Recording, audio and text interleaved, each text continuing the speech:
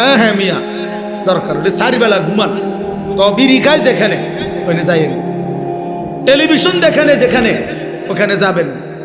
যে মানুষ কথায় কথায় গালিগালাজ করে এমন ফালতু লোকের লগে বসবেন।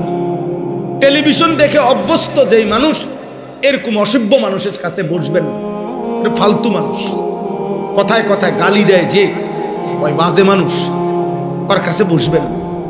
আপনার আখিরাত বরবাদ। প্রতি সেকেন্ড ওই আপনার আখিরাত নষ্ট করবে, আপনার পুঁজি নষ্ট করবে, আপনার জিন্দেগি নষ্ট করবে।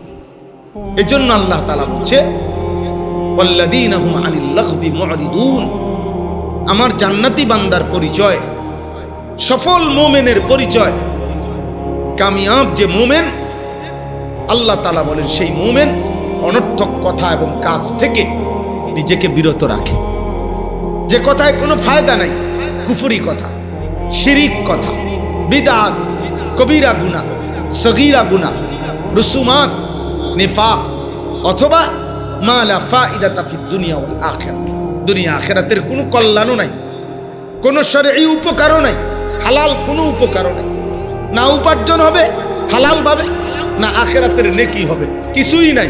শুধু এমন মজলিস থেকে আল্লাহ তাআলা বলেন ইমানদার বান্দা বিরত থাকে।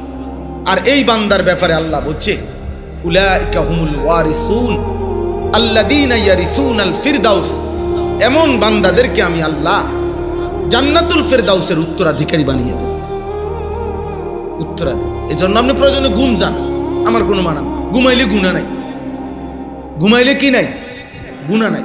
3 বেলা আপনি 6 বেলা ঘুমান, অসুবিধা না। আপনি শরীরে ভাল লাগে না, ও শুয়ে থাকে। সাদওয়ানে যান কেন? আপনি শরীরে না বলে ভাল লাগে না? হ্যাঁ, বিড়ির আড্ডায় যান কেন?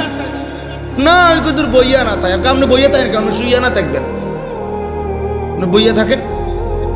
গুনার মজলিসে যাবেন না, গুনার মজলিসে যাওয়া উচিত না, বেহুদা কাজের মজলিসে যাওয়া।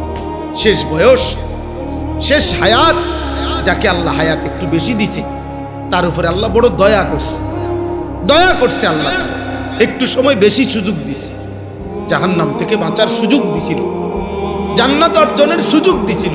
এবার এটারে বিড়ি খেতে শেষ করে দিছে।